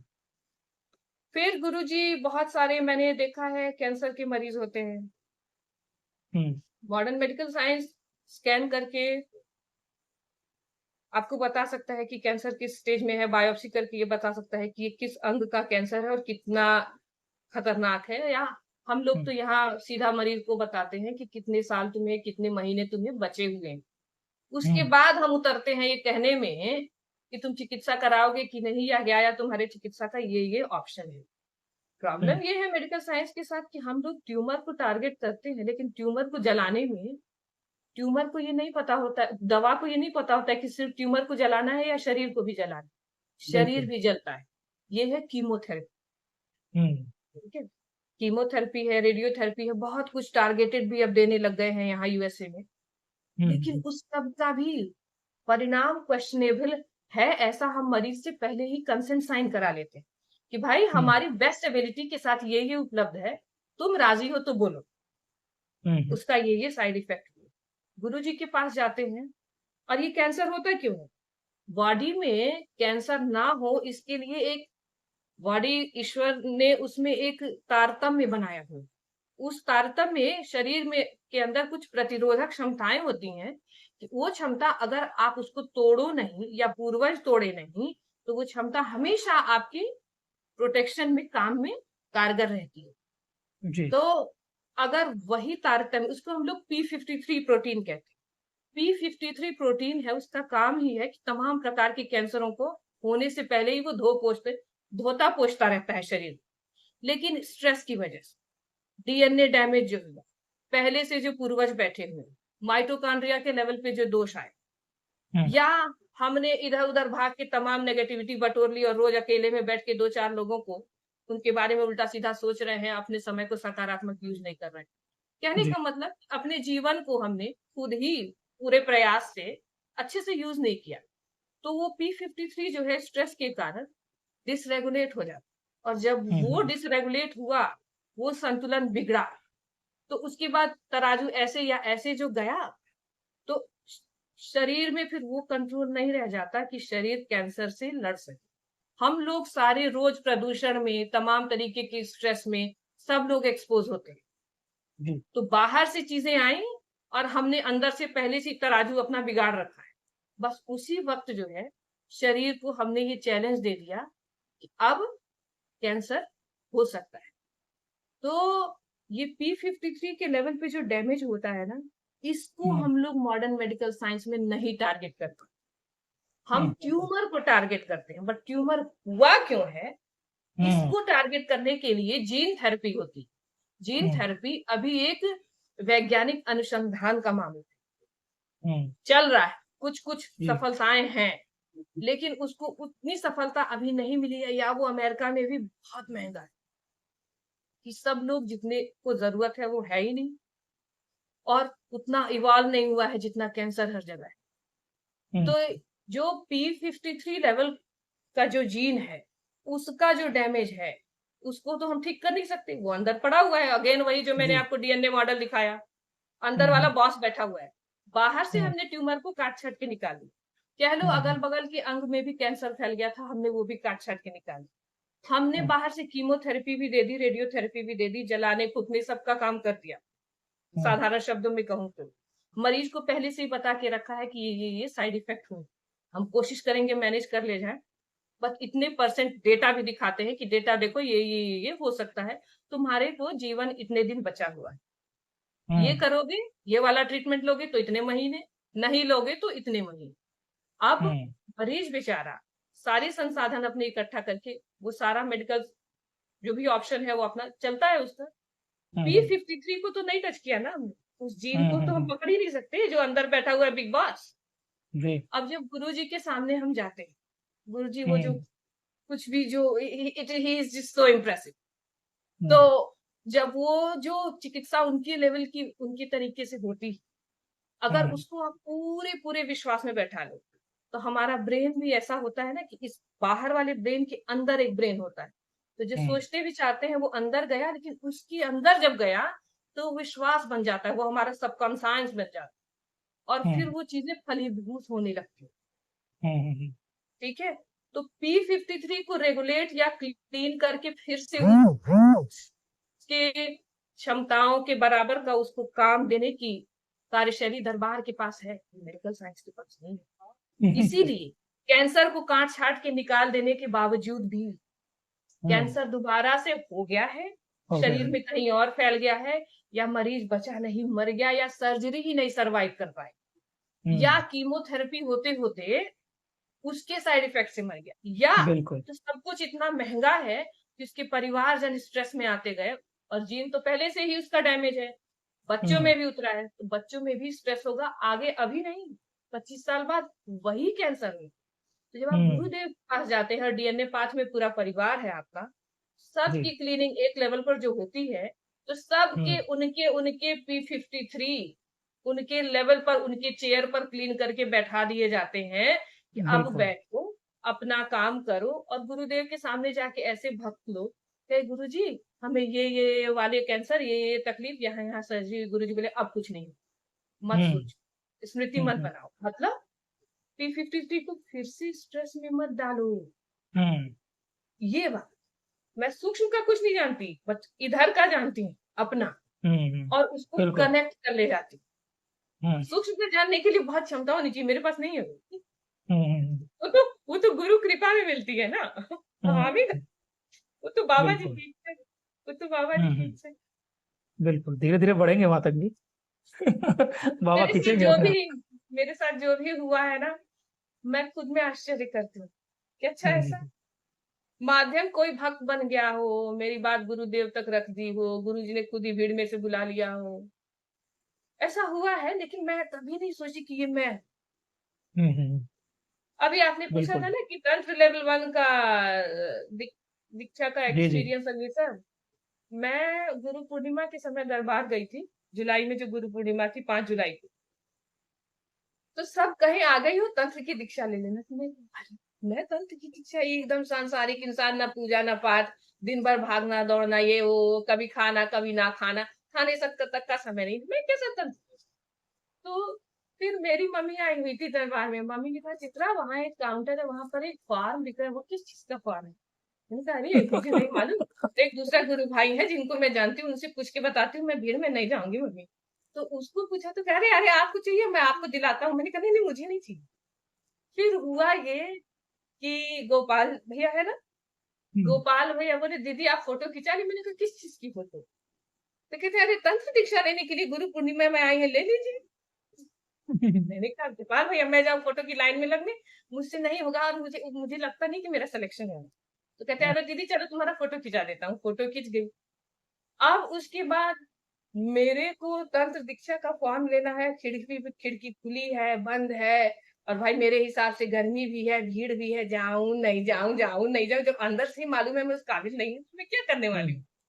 सही है। फिर मुझे तंत्र दीक्षा का फॉर्म किसने दिया, हाँ ये दरबार के सिंगर जो है पाठक जी, अच्छा वो अच्छा। उधर से गुजर रहे थे और मैं लाइन में कि हो सकता है कि खिड़की खुलेगी मिलेगा। तो उन्होंने कहा अरे आपके रूम तक किसी लड़के से भिजवा देता हूँ, और मेरे पास एक्स्ट्रा पड़ा, तो बाबा जी ने वो भी अरेंज कर दिया। बाबा जी ने वो भी अरेंज कर दिया। अब मैं सोचूं ये भगवान अब तो कोई ऑप्शन ही नहीं बचा है। अब मुझे जो है 5 दिन के लिए दरबार आई थी, और जब मैं भारत आती हूँ तो मैं सिर्फ दरबार में रहती हूँ, मैं ना ससुराल जाती हूँ ना मायके जाती हूँ। इंडिया आने का समय बहुत कम मिलता है और वो पूरा दरबार के लिए होता है। तो मैं सोचू 5 दिन में मैं क्या क्या कर लूं, और जिस दिन तंत्र की दीक्षा होनी है उसी दिन मुझे जो है महाहवन भी करना है। मैं करूं क्या। अब इधर गोपाल भैया के बीच में, उधर पंडितों के बीच में, इधर गुरु जी कब आएंगे कब होगा। मैं लिटरली माँ के दरबार से बाबा जी के दरबार में ऐसे ही बैक एंड फोर्थ शटल कर रही थी कि पहले वो वाला कर लूं पहले ये वाला। होते होते होते ये हुआ, पंडित जी ने बोला कि गुरु जी को आने में लगता है विलम्ब है, आप चली जाइए महाहवन करने। महाहवन करने का भी महाहवन हुआ, वहां से एकदम भागती हुई बाबा जी के दरबार आई, और मैंने कहा इन्हीं गुरु भाइयों को, मैंने कहा ऐसा है कि मैं लाइन में नहीं लगने जाऊंगी, बहुत बेइज्जती होगी, सिलेक्शन होने वाला है नहीं, मुझे अपना असलियत मालूम है। होगा होगा नहीं, मुझे अपनी असलियत मालूम है। बस जब तक मैं जो है ना, इधर गुरु जी गए और उसके बाद जो महिला पीएसओ है ना, वो पहचानते हैं मुझे, उसने बोला चलिए इधर से अंदर चलिए, तो मैं चली गई अंदर। अब जगह भी ऐसी मिली कि जो 4 महिलाएं खड़ी थी, तंत्र दीक्षा जो शुरू हुई थी, आई वॉज द फर्स्ट। वो 4 की पहले की 4 की बैच की लाइन में भी मैं पहली, और अंदर से इतनी डरी हुई, जो आप कह रहे हैं ना कि स्ट्रेस जो होता है, अंदर से इतनी डरी हुई। फिर वही भाव, बाबा मैं नहीं आप जाओ, जो करो आप, मुझे कुछ नहीं पता बाबा जी। हाँ सब लोग मुझे जानते हैं, और तो और इतनी बड़ी बड़ी स्क्रीन पे दिखाया भी जा रहा है, मुझे नहीं मालूम, असलियत आप ही जानते हो। तो गुरु जी ने सेलेक्ट भी कर दिया, मैंने कुछ नहीं किया, मैंने नहीं किया, वो बाबा जी। बिल्कुल। माँ, मैं बोलती हूँ ना कि देखो उन बाबा जी और माँ को अगर मन में कोई भाव आ रहा है तो जवाब तो गुरुदेव देते हैं, एग्जीक्यूट हो दिखता है कि वो करे। बिल्कुल। मैंने नहीं किया, मैं अभी भी मुझे नहीं लगता कि I am no one, no. आप लोगों को लगता है ना कि कुछ जानकारी है वो, मुझे नहीं लगता। सब बाबा जी की इच्छा है, माँ की इच्छा है। गुरुदेव बोलते हैं डीएनए ब्रेक करने का, कैसे पॉसिबल है? ये तो मैंने आपको बोला ना, तो कम नहीं कर। लेकिन मैं ये कह सकती हूँ कि जैसे गुरु जी कहते हैं कि डीएनए ब्रेक हो रहा है, तो आप उस एनर्जी के पाथ में से इतने लोगों को निकाल। जी। अगर जैसे 10 लोग हैं, लेकिन उस 10 में ऊर्जा अगर बांटनी है तो एक एक के पास कम रह जाएगी, और मामला अगर आपका गंभीर है एक अमुक व्यक्ति के लिए, तो उसी को सारी दो। जी। इसलिए कम से कम को अपने साथ उस व्यक्ति के साथ रखो, ताकि पूरा जो हवन और प्रोसेस का जो एनर्जी आता है वो कम ही से कम लोगों में बटे, और जिसको ज्यादा प्रॉब्लम है उसको अधिक से अधिक ऊर्जा मिले। जितनी ऊर्जा होगी उतनी जल्दी चिकित्सा होगी, उतनी जल्दी आप बाहर निकल जाओगे। ये वाली बात से मुझे वो समझ में आता है कि डीएनए ब्रेक करें। दूसरा ये कि डीएनए कहीं कहीं जो कंटेमिनेट होके जुड़ा होता है, उसको जैसे अब मान लीजिए, जैसे गुरुजी कहते हैं ना कि आप कभी ये मत कहिए कि मैं तुम्हारे लिए प्रार्थना कर रही हूँ, तुम्हारे लिए प्रार्थना कर रहा हूं। उनको बोलिए आप अपने लिए बाबा जी से, माँ से प्रार्थना। उसमें होता क्या है कि जैसे मान लीजिए कि मेरे दोस्तों में से कोई, किसी के साथ कोई सिचुएशन आई, मैं अनुभव में हूँ, तो मैंने मदद करने की इच्छा रखी है, तो मैंने उसको कहा कि अरे मैं तुम्हारे लिए प्रार्थना करती हूँ, और उसका पूरा ब्यौरा मैं पहले से जान रही हूँ कि उसके कष्ट क्या क्या है। तो जब आप प्रार्थना में बैठते हैं, ईमानदारी चाहिए ना, तो उसका भाव आपके अंदर ट्रेवल कर जाता है, उसका स्ट्रेस आपके अंदर ट्रेवल कर जाता है, और जब वो स्ट्रेस ट्रेवल कर जाता है, अगेन वही डीएनए जिसको दरबार की प्रक्रिया में जाके आपने क्लीन किया है, उसी को फिर से आप चुनौती दे रहे होते कि उसका दुख मेरे मन में है, प्रार्थना मैं कर रही हूँ, स्ट्रेस में मैं हूँ। मेडिकल साइंस से ये प्रूवन है कि स्ट्रेस में गए तो डीएनए डैमेज। आपका जो पूरा प्रक्रिया था, सुंदर डीएनए बनाया गया था, आपने सब प्रयास किया, भक्ति भाव में गए, वो फिर से चैलेंज में चला है, तो आप फिर से बीमार हो सकते हैं। तो गुरु जी की वो बात कि दूसरे के लिए प्रार्थना नहीं करो, ये मुझे समझ में आती है। अनलेस कि आप उसी ऊर्जा के पथ में बैठे हैं, आपका डीएनए का हिस्सा है वो, आपको जी दूसरे जी की प्रार्थना नहीं करनी, उनको रास्ता दिखाना है कि आप करें। जी। बहुत सारे लोग दीदी जो ऑटो इम्यून डिजीज की हम बात करते हैं, जैसे टाइप 1 ऑटो इम्यून डिजीज है, डायबिटीज, तो इसको पूर्वज से हम कैसे कनेक्ट कर सकते हैं, और वो किसी मतलब एक स्पेसिफिक पर्सन्स के अंदर ही क्यों होता है? सो ऑटो इम्यूनिटी मुझे कभी नहीं था, मुझे कभी नहीं था। फिर 2020 की बात है, 19 नहीं 2017 की बात, मुझे ऐसे ऐसे सिम्टम आने लग गए थे कि मुझे लगा कि अच्छा मुझे थायराइड की प्रॉब्लम हो रही। गई, टेस्ट कराई, पकड़ा गया थायराइड खराब है। तो ये अमेरिका है ना, थायराइड खराब है तो उसके पीछे कारण क्या है ये हम टेस्ट में जान सकते हैं। तो उसके आगे का टेस्ट हुआ जब, तो पता चला रही ये तो भयंकर ऑटो इम्यूनिटी निकली। अब फिर बहुत हैवी डोज की दवाई चली, मुझे सिम्टम बहुत आ रहे थे तो काफी हैवी डोज चलाया। फिर वो हैवी डोज मैं पूरा अपना लेती थी, क्या करूं। फिर हुआ ये कि रोज रोज मुझे बर्डन लगता था कि सुबह खाली पेट एक दवाई लेना, और जिसका साइड इफेक्ट भी मुझे पता है चल रहा है, और केंद्र में बैठा है ऑटो इम्यूनिटी, तो ये दवाई तो ऊपर से सिम्टम जो है कि मुझे थायराइड हार्मोन्स का इम्बैलेंस हुआ है उसको ठीक कर दे, लेकिन वो फिर खराब कौन कर रहा है, वो चीज को ये ठीक नहीं कर सकता। जी इस तरीके से, लेकिन दवाई लेना है, दवाई चल रही है। फिर हुआ क्या, 2019 आया, मैं दरबार गई, अपना वो थायराइड का दवाई लेके गई, और वहां जाके मैंने सोचा था कि वहां इंडिया में गर्मी हो सकती है, और अकेला भी हूँ, तबीयत खराब ना हो, तो दवाई खाना जरूरी है, तो मैं दवाई लेके गई। वहां के कार्यक्रमों में इतना रम गई कि दवाई एकदम साइड हो गई, भूल गई। फिर यहाँ आई, थायराइड का कोई सिम्टम नहीं लग रहा था। फिर साल भर बीता, तो साल में एक बार हॉस्पिटल की तरफ से हम लोगों का चेकअप होता है। उस चेकअप में ब्लड टेस्ट हुआ, तो जब रिपोर्ट आई तो मुझसे जो मेरे फिजिशियन है उसने पूछा, चित्रा तुम थायराइड की दवाई ले रही हो अच्छे से? मैंने बोला नहीं, 1.5 साल हो गए कोई दवाई नहीं ले रही। तो बोले अरे, तो ये ठीक कैसे आया है? मैंने बोला मुझे भी नहीं पता ठीक कैसे आया, लेकिन ये सच्चाई है कि मैं दवाई ले नहीं रही हूँ। फिर उसके पीछे मैंने सोचा अरे ये तो बड़े आश्चर्य की बात है। फिर अब मैं, थायराइड का लेवल ठीक आ गया है, तो जो खराब करने वाला कारण था, जरा वो वाला टेस्ट कर लिया जाए। थायराइड के खिलाफ जो शरीर एंटीबॉडी बना रहा था, उस एंटीबॉडी का क्या लेवल, वो भी बिल्कुल ठीक। तो मैंने सोचा अच्छा चलो एक बार महीने में ठीक आ गया है, 3 महीने बाद फिर कराते। 3 महीने बाद फिर कराया, फिर भी बिल्कुल ठीक। तो वो ऑटो इम्यूनिटी कभी ठीक नहीं होती, लेकिन मेरी ठीक हुई है। लैब का प्रमाण है, शरीर का प्रमाण है, सिम्टम्स का प्रमाण है, मेरी ठीक हुई है। मैंने बाबा जी से कभी नहीं कहा था कि मेरे को ये डिजीज है बाबा ऑटो इम्यूनिटी की, इसको ठीक कर दीजिए, नहीं कहा। मैं नहीं मांगती, मुझे लगता है गोली खाने से काम चल जाएगा, चला लो, और नहीं चल जाएगा तो शरीर है, सब झेल रहे हैं, हम भी झेलते रहेंगे। लेकिन वो क्लीन हुआ है, अपने आप ठीक हुआ। बिल्कुल 2017 से लेके आज तक दवाई छूटी थी 21 में, और फिर कभी दवा नहीं चली, और मैं बिल्कुल ठीक हूँ। आई एम सो एजुकेटेड कि थायराइड का एक सिम्टम आए तो मैं समझ जाऊंगी कि ये वापस आ गया है फिर से। नहीं बिल्कुल है, नहीं है, बिल्कुल नहीं।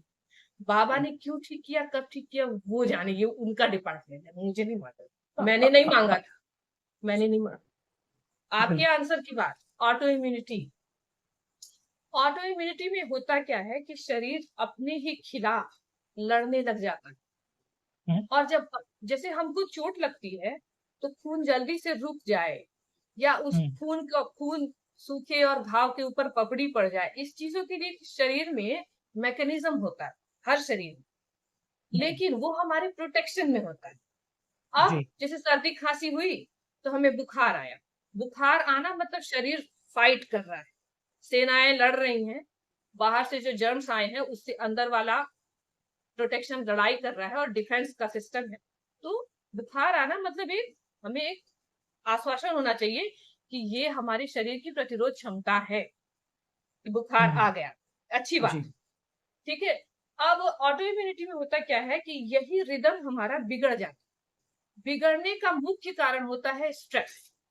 छोटे बच्चों को अगर देखा जाए, प्रेग्नेंट महिलाओं को अगर देखा जाए, या किसी व्यस्त उम्र के व्यक्ति को देखा जाए, सबसे छोटा बच्चा जो पैदाइशी 6 हम्म, महीने का हुआ नहीं कि उसको डायग्नोज हो गया कि डायबिटीज, ठीक है, क्योंकि उसके अंदर इंसुलिन नहीं बन रही है। उसके जी पीछे कारण अगर आप देखेंगे, उसकी माँ को प्रेगनेंसी में स्ट्रेस हुआ।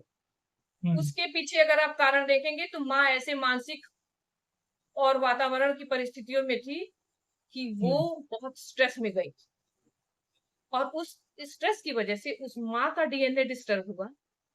देयरफॉर जो बेबी है पेट के अंदर, नवजात जी जो बाहर आया, वो ऑलरेडी डैमेज डीएनए लेके आया है। और जब वो डीएनए डैमेज होता है तो ये जो ऑटो इम्यूनिटी की पहले वाली स्टेज होती है कि शरीर नॉर्मल प्रोटेक्शन और बाहरी चीजों से लड़ने की क्षमता रखता है, वही वहीं से संतुलन खिसक जाता है। और जी फिर जैसे जैसे एज एडवांस होगी या बच्चा एडवांस होगा, किसी स्ट्रेस में जाएगा, नए प्रकार का खाना खाएगा या उसका विकास होगा, बस उस वक्त से वो सिम्टम उस छोटे बच्चे में आने लगते हैं कि अच्छा सभी जी तो खा रहे हैं, यही क्यों खा के बेहोश हो गया। तो अस्पताल लेके गए, पता चला अरे ब्लड शुगर बहुत हाई।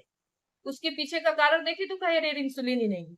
तो फिर उसके पीछे का कारण देखिए तो कहेंगे अच्छा अच्छा इसको तो पैंक्रियाज में प्रॉब्लम है। अच्छा पैंक्रियाज में क्यों प्रॉब्लम है, चलो ऑटो इम्यूनिटी का पैनल पूरा जांच करें तो पता चलेगा जी इसके अंदर जो एंटीबॉडी बन रही है तो पैंक्रियाज को डैमेज कर रही है। उसके पीछे अगर आप जाएंगे तो कहेंगे कि अच्छा इसके डीएनए के लेवल में ये प्रॉब्लम है कि जिसकी वजह से डायबिटीज टाइप 1 होता है। जी ये डायबिटीज टाइप 1 होता है, इस हाथ को पता चल गया, कारण पता हम्म, चल गया कि ये जीन हमारा डिफेक्टिव है। कैसे ठीक करें, कर पाओगे, यहाँ तक पहुंचोगे, हम्म, मैं ना पहुंच सकूं, जानती हूँ नहीं पहुंच सकती। दरबार आपको भजनों के माध्यम से, मेडिटेशन के माध्यम से, माँ बाबा की रोज की पूजा के माध्यम से, साफ सुथरा डाइट के माध्यम से, सोच के परिमार्जन के माध्यम से हम्म, तमाम प्रोटेक्शन दे देता है। ये दीक्षा हम्म, क्या है, जब आप मंत्र में उतरते चले जाते हैं, मतलब कि हर चीज का त्राण हुआ, अब मन जो है खुद में स्थित, जी स्ट्रेस से बैरियर लग गया, सब प्रयास, तो संकल्प करने की क्षमता गहरी होती गई। तो वो ऑटो इम्यूनिटी को कौन कहे, और भी पता नहीं क्या क्या ठीक हो सकता है। कैंसर, मैं P53 की बात कर रही थी जिसको कोई नहीं टच कर सकता। जी जब दरबार आपको स्ट्रेस से प्रोटेक्ट कर देता है, और प्रोटेक्ट आप तभी हो सकते हैं जब आप पूरा उपलब्ध करें अपने आप को ईमानदारी से। बिल्कुल किसी से मदद चाहिए तो उससे आप कुछ छुपा नहीं सकते। हम्म, तो दरबार आपको पूरा देखता है, लेकिन आप क्या प्रस्तुत करते हैं आप खुद भी तो देख लो, बिल्कुल है ना। तो एक बार दरबार को स्वीकार कर लिया तो बस उन्हीं के होके रहो, वो जो दे दे वही तुम्हारा प्रसाद है, क्योंकि वो ऑलरेडी तुम्हारी जिम्मेदारी ले चुके हैं, हम्म, है ना। वो ऑलरेडी, आप अगर मान लो कि माता पिता ये हैं, हम बच्चे हैं, ये जहां ले जाएंगे, जब मारेंगे जब दुलारेंगे सब यही है, उसी तरीके से बाबा माँ है ना, उसी तरीके से गुरुदेव सब कुछ छोड़ दिया और वहीं टिक गए, उनकी तो जिम्मेदारी है ही। हमारे चिंतन में चल रहे हैं, बाबा को पता है कि कौन को ये भजती है, दूसरा कोई भक्त किसको भज रहा है, तो जिम्मेदारी उनकी है। जब हम टिक गए तो फिर परिणाम भी हम ही भोगे। ऑटो हम्म, इम्यूनिटी का यही हाल, स्ट्रेस, डीएनए के बिल्कुल लेवल पे डैमेज हुआ, तो बॉडी का रिदम बिगड़ जाता है। किसी प्रेगनेंसी में हो सकता है, किसी बच्चे में हो सकता है, किसी बड़े में हो सकता है, कभी भी हो सकता है। और इसका भी मॉडर्न मेडिकल साइंस में कोई इलाज नहीं। जैसे मेरे उदाहरण के तौर पर, मेरे को अगर थायराइड नहीं बन रहा था तो मैं थायराइड की गोली खा रही थी जी। अब, हाँ, गोली खा रही थी तो थायराइड हार्मोन सही रहेगा, लेकिन वो पीछे से डैमेज होता रहा। गुरु आ गए तो उन्होंने उस डैमेज का कारण इफेक्ट कहता था। और तो और हमारे को अंदर से भी इतनी मजबूती दे दी कि स्ट्रेस है, लेकिन मैं भी देख, तुम पहचानो तो गुरु कौन है, स्ट्रेस है कि गुरु, ये पहचान तो आपको हर स्ट्रेस गुरु के आकार के आगे छोटा ही दिखेगा। बस उसी भाव में वही टिक जाओ तो आपको बहुत प्रोटेक्शन मिलेगी, बहुत प्रोटेक्शन मिलेगी। दैट्स हाउ आई सी, ये सब सोच की बात है। बिल्कुल। आज के सेशन से संबंधित आपके पास कोई क्वेश्चन है जो आप दीदी से पूछना चाहें तो आप चैट बॉक्स का इस्तेमाल कर सकते हैं, कमेंट बॉक्स का इस्तेमाल कर सकते हैं, और आपके सारे जितने भी क्वेश्चंस होंगे वो हम जरूर लेंगे, दीदी से क्वेश्चन करेंगे। लेकिन मेरा एक निवेदन आप सभी से ये रहेगा, क्वेश्चंस ऐसे पूछें जो कि जिससे सबको लाभ हो, मतलब एक से व्यक्ति विशेष के तौर पर ही नहीं, आप क्वेश्चंस को, जो भी क्वेश्चंस को पूछें उससे सभी लोगों को लाभ हो तो ज्यादा बेहतर होगा, क्योंकि उससे सभी लोगों को मार्गदर्शन मिलेगा। चैट बॉक्स में, कमेंट बॉक्स में, आप कहीं भी जहां भी उपलब्ध हैं, आप अपने क्वेश्चंस को प्लीज डालते रहिएगा। और अब वक्त है, हम दीदी से जरूर बहुत सारे सवाल जवाब करेंगे। तो जैसा कि P53 के ऊपर दीदी ने इतना एक बहुत डिटेल से पूरी जानकारी दी, और DNA के ऊपर भी इतना बहुत अच्छे से डिटेल में मतलब जो हमें इंफॉर्मेशन मिली, तो आज से एक चीज हम सभी को गांठ बांध लेनी चाहिए कि किसी भी तरह का कोई भी नकारात्मकता हमारे जीवन में न आने पाए। हम हमेशा अपने गुरुदेव के प्रति बहुत सकारात्मक सोचें, दरबार के प्रति सकारात्मक सोचें, अपने जीवन में जो भी चीजें हो रही है उनके बारे में हम अच्छा सोचें, सकारात्मक सोचें, जिससे अच्छी स्मृतियां हमारे जीवन में बने। और जितनी अच्छी स्मृतियां आपके जीवन में बनेंगी उतना ही जो आपका जीवन है वो पॉजिटिव होगा। सारिका दीदी ने भी चैट में अभी लिखा है कि जो हमारे जीवन में जो भी चीजें उत्पन्न होती है उसका सबसे बड़ा जो कारण है वो है हमारा माइंड। माइंड से ही सारी समस्याएं जो है वो पैदा हो रही हैं। अगर आपके माइंड में गलत चीजें चलती हैं तो आपके जीवन में गलत चीजें होने लग जाती हैं। अच्छा सोचते हैं आप, अच्छी चीजें होने लग जाती है। और ऐसा बाबा भी कहते हैं कि जिस क्षण आपने किसी चीज के बारे में विचार किया उसी क्षण आपके आसपास वैसा माहौल बनने लग जाता है। सकारात्मक सोचते हैं तो आपके आसपास का जो माहौल होता है वो उसी सेम क्षण इस्तेमाल करते हैं, सेकंड में नहीं बोलते हैं। उसी क्षण आपके आसपास का जो माहौल बनने लग जाता है, वातावरण बनने लग जाता है, वो उसके अनुरूप बनने लग जाता है। इसलिए अच्छा सोचिए सभी लोग, प्रतिदिन अपने जो माँ बाप के प्रति समर्पण है, कृतज्ञता है, उसको व्यक्त कीजिए। और जितने भी लोगों को आपको मौका मिले उनके जीवन में रोशनी लाने का, तो बस माँ बाबा के एक शिष्य होने के नाते, माँ बाबा के एक भक्त होने के नाते अपना भी आप कर्तव्य निभाइए। ज्यादा से ज्यादा लोगों को दरबार तक पहुंचने का रास्ता बताइए, क्योंकि बाबा कहते हैं ना, जितने लोगों को आप दरबार तक पहुंचाते हैं आपको उतना ही ज्यादा पुण्य मिलता है, क्योंकि किसी के जीवन में आप उजाला करने में सक्षम हो रहे हैं। तो मैं थोड़ा सा क्वेश्चन चेक कर लेता हूँ एक बार, अगर हमारे बीच में कुछ क्वेश्चंस किसी ने डाले हों। सो एक बार मैं यूट्यूब पे हमारे बीच में जितने भी भाई बहन हैं उनके देख लेते हैं एक बार कमेंट्स में, कहीं किसी ने क्वेश्चन अगर डाला है तो।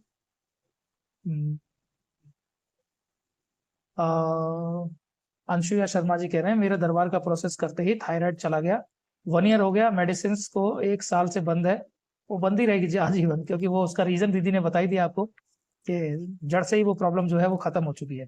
टेस्ट नॉर्मल आए बिना दवाई के, बिल्कुल।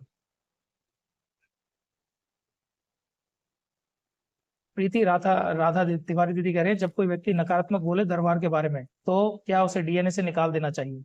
देखिए, डीएनए से निकालना नहीं निकालना वो तो हमारे बीच में धर्मेंद्र भाई हैं, दीदी हैं, वो बताएंगे। लेकिन मैं यहाँ पे आपके बारे में एक चीज बता देता हूँ। गुरु गीता पढ़िए, उसमें इसका जवाब जो है वो महादेव ने दिया है कि आपको गुरु निंदा कभी सुननी नहीं चाहिए।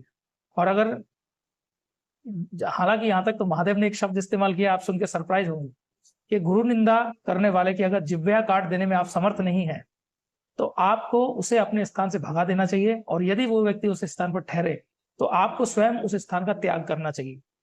ये शब्द, ये जो लाइन है, इस लाइन में बहुत कुछ सार छिपा हुआ है, तो इस बात को भी आपको समझना चाहिए। गुरु निंदा ना कभी करनी चाहिए, ना कभी सुननी चाहिए, क्योंकि गुरु निंदा करने वाला जो होता है वो अनंत काल तक ब्रह्म राक्षस होता है। ये महादेव के वर्ड है, अनंत काल तक ब्रह्म राक्षस होता है। इसलिए गुरुदेव की ना तो निंदा करें, ना गुरुदेव की निंदा सुने, क्योंकि पूर्ण गुरु की अगर आप निंदा करते हैं तो आप ऐसा मान के चलिएगा आप साक्षात शिव जी को नाराज कर रहे हैं, आप सीधे सीधे महादेव को नाराज कर रहे हैं।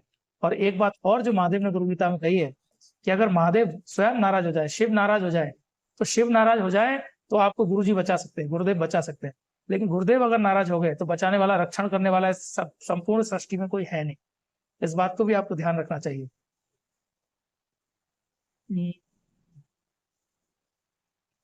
आशुतोष भाई कह रहे हैं कि सूक्ष्म और स्थूल वैसे ही है जैसे कोई एक स्टेज पर राजा अभिनय करता है, मतलब राजा का अभिनय करता है, उसी जनता राजा समझती है, लेकिन उसके पीछे कोई व्यक्ति विशेष होता है। ठीक है, मतलब एक व्यक्ति जो है वो राजा बनने का जो है वो नाटक कर रहा है, यानी कि अभिनय कर रहा है। जैसे हम कई बार हम स्टेजेस पे देखते हैं, जैसे महाभारत, सॉरी रामायण हो रही है, रामायण में जो कैरेक्टर्स होते हैं, बेस्ट एग्जाम्पल ये रहेगा, तो कोई राम बन के आपके सामने आए हैं, कोई स्त्री सीता बन के आपके सामने आई है, तो जब वो अभिनय कर रहे होते हैं तो आपके अंदर ऐसा ही भाव आने लग जाता है जैसे आपके सामने राम ही है। और आप बहुत सारे लोग तो उनके अभिनय को देखकर उनके पैर भी छूते हैं, साष्टांग उनको दंडवत भी करते हैं। लेकिन उस समय ये समझना चाहिए कि आप उस व्यक्ति को नहीं, उस व्यक्ति के अंदर जो गुण उस समय मौजूद है, आप उस गुण को प्रणाम जो है वो कर रहे होते हैं अपने अंदर से, भाव से। लेकिन जब आप पीछे जाके देख लेते हैं उस व्यक्ति को, तो आपको समझ में आता है कि ये राम नहीं है, ये तो राम होने का अभिनय कर रहे थे। तो कुछ सूक्ष्म और स्थूल जगत की जो कहानी है, उससे आशुतोष भाई ने इसको रिलेट करने की कोशिश करी है। हाँ, जयकारा लगा रखे हैं सभी ने बहुत अच्छे तरीके से। माँ बाबा को कोटि कोटि प्रणाम, नमन। बहुत बढ़िया, बहुत सुंदर। चलिए, तो कोई क्वेश्चन मुझे अभी तो यूट्यूब पे तो कोई नहीं मिला है। प्रीति दीदी कह रहे हैं दोनों नहीं कर सकती हूँ तो क्या करूं? बस आप माँ बाबा से प्रार्थना करते रहिए, और आपके सवाल जो है मैं धर्मेंद्र भाई से जरूर पूछूंगा। प्रीति दीदी, आपका जो क्वेश्चन है चिंता मत करिए, मैं पूछूंगा जरूर भाई से। संकल्प करते समय संकल्प कैसे करें? जय माँ बाबा की। संकल्प के ऊपर तो हमने कई सारे सेशंस के ऊपर चर्चा करी है, और बाबा संकल्प को बिल्कुल सिंपल साधारण मानते। देखो, संकल्प विकल्प दोनों में से एक ही चीज हो सकती है। विकल्प का मतलब, जैसे आज इतनी बड़ी चर्चा हुई, इस चर्चा के दौरान हमें एक चीज समझनी चाहिए कि संकल्प का मतलब क्या है। हमारे पास में एक ही ऑप्शन है, दूसरा हमारे पास में ऑप्शन है नहीं। आपके पास जब एक ही ऑप्शन होता है तो आप सिर्फ और सिर्फ पूरी तरह से गुरु के प्रति समर्पण हो जाते हैं, गुरु के प्रति, महादेव के प्रति आपका समर्पण भाव हो जाता है। और जब उनके प्रति आपका पूर्णतः समर्पण भाव हो जाता है तो फिर आपके पास में किसी तरह का कोई विकल्प नहीं बचता। संकल्प का मतलब है एक ही रास्ता, दूसरा रास्ता आपके पास में नहीं है।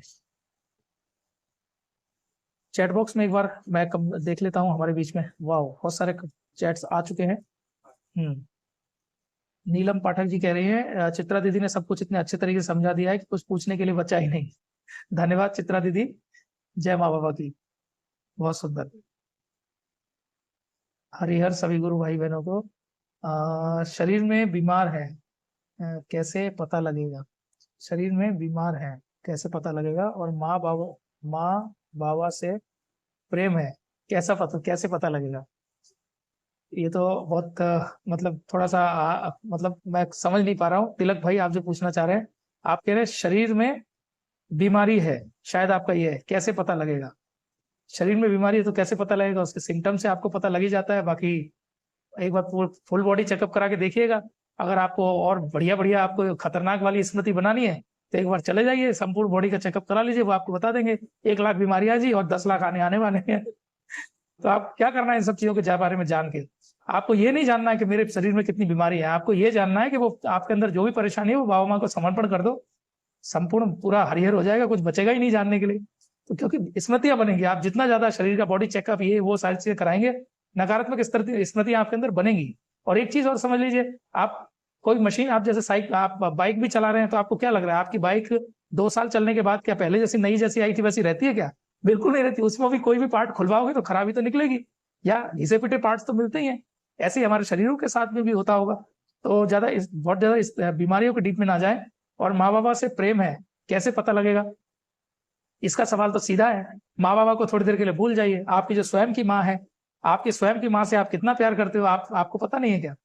और जब आपको पता है कि मैं अपनी स्वयं की माँ से जब प्यार करता हूँ, ठीक है, मेरे सामने मेरी बहन होती है, मेरी बहन से मैं कितना दुलार करता हूँ, आप उसके सिर के ऊपर बड़े प्यार से हाथ फेरते होंगे तो आपको फीलिंग्स आती होंगी ना। ऐसे ही ये सारे भाई हैं, ऐसी सारी बहनें हैं, ऐसी हमारे माँ है, बाबा है। साधारण है, बिल्कुल साधारण है।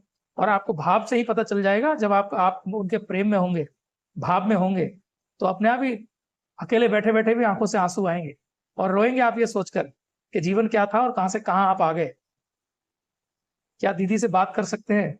ये अभी बात ही तो हो रहे हैं भैया, बात के लिए ही तो आपके बीच में हाजिर हुई हैं। कुछ पूछना है तो यहीं पे पूछ लीजिए, क्योंकि हर देखिए सभी लोग हम सांसारिक लोग हैं, संसार में हम सभी के जो है वो अपने अपने काम होते हैं, व्यस्तताएं होती हैं। तो कुछ भाई बहन ऐसे जिनके पास समय की कोई कमी नहीं है, लेकिन कुछ भाई बहन ऐसे होते हैं जिनके पास समय की बहुत कमी होती है।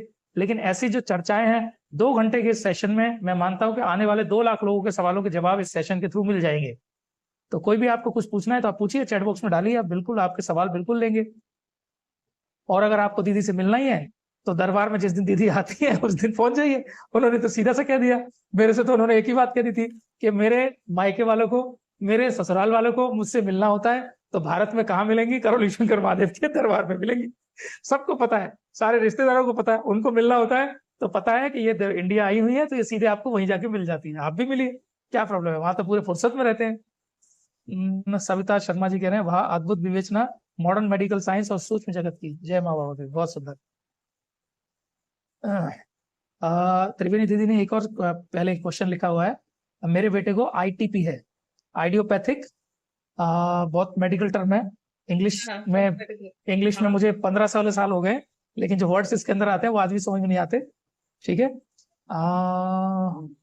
I think it's थ्रोम्बोक्टोपेनिक, thrombocytopenic परफिरा। हाँ बिल्कुल करेक्ट है।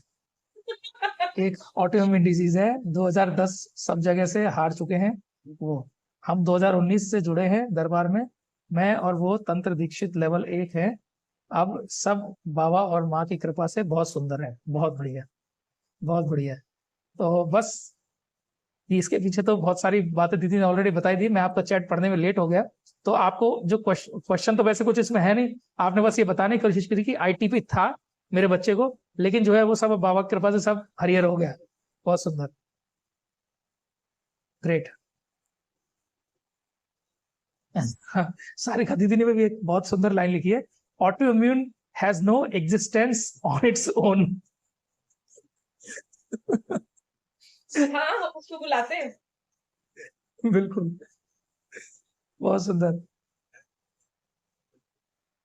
और 6 चैट्स नए और आए, थोड़ा सा नीचे जाके फिर से पढ़ लेते हैं। सत्य कहें तो विज्ञान जहां तक अभी पहुंचा है, दरबार वहां से शुरू होता है, जिसका और छोर नहीं है। देखिए बात सिर्फ ये दरबार की नहीं है, बात है हमारे जो वैदिक पुरातन, हमारे जो सनातन धर्म है उसकी है। अगर सिर्फ दरबार ही नहीं, आप चलिए थोड़ी देर को आप दरबार को भी साइड में कर दीजिए। अगर आप हमारे पूरे इतिहास में जाएंगे, जो सनातन धर्म का जो इतिहास है, जहां हमारे जो सही में जो साधु संत होते थे, जो जिन्होंने यज्ञ की शक्ति पे शक्तियां अर्जित की होती हैं, ध्यान के बल पर उन्होंने शक्तियां अर्जित की हुई होती हैं, गुरु कृपा से उन्होंने शक्तियां अर्जित की हुई होती हैं, तो गुरुदेव तो स्वयं कहते हैं मैं कुछ नया नहीं कर रहा हूं आके, ये वही है जो हजारों लाखों साल से पहले से ही हमारे शास्त्रों में वर्णित है। तो सब कुछ वही है। और रही बात अगर मॉडर्न साइंस की बात करें तो अभी साल ही कितने हुए हैं, और मॉडर्न साइंस तो अब एक कॉमन इंसान के द्वारा बना हुआ है, जबकि जो सनातन धर्म की जो स्थापना है उसके अंदर जितनी भी चीजें आप पढ़ रहे हैं, सुन रहे हैं, जान रहे हैं, या जो चीज अपनी आंखों के सामने आप देख रहे हैं दरबार के अंदर, के आपने इधर हवन किया और आपके अंदर की सारी बीमारियां गई, तो ये हजारों लाखों साल से थी। लेकिन गुरुदेव के प्रति ये वापस से फिर से बहुत ज्यादा मतलब शक्तियों के साथ में आप सभी के सामने वापस से प्रकट हुई है। जो चीज कहीं ना कहीं थोड़ी सी धुंधली हो गई थी, और उसके पीछे बहुत सारे कारण माने जाते हैं। और मेरा जहां तक मानना है, आध्यात्म जो है, जब कोई व्यक्ति आध्यात्मिक शक्ति की तरफ बढ़ता है तो वो संसार से कट जाता है। और हमने देखा है, जैसे हम आज भी सुनते हैं कि अगर आप हिमालय में चले जाएं, इधर चले जाएं, तो वहां आप आज भी आपको बहुत सारे संत कईयों साल से तपस्या करते हुए मिलते हैं। लेकिन वो एक वैराग्य का मार्ग हो गया, और वैराग्य के मार्ग पे चलकर आप अपना भला करते हैं, लेकिन आप संसार का भला नहीं करते हैं। इसके ऊपर गुरु गीता के अंदर एक लाइन महादेव ने ऑलरेडी लिखी हुई है। तो जो संसार में जो रहते हुए संसार बंधन से जो आपको मुक्त कराते हैं, आपकी बीमारियों को दूर करते हैं, उन्हीं को पूर्ण गुरु, उन्हीं को सदगुरु कहा जाता है, क्योंकि उनसे ही पूरे संसार को लाभ होता है। तो जो आप दरबार को देख रहे हैं वो ऐसे पूर्ण गुरु है जो पूरे संसार को उनसे लाभ हो रहा है।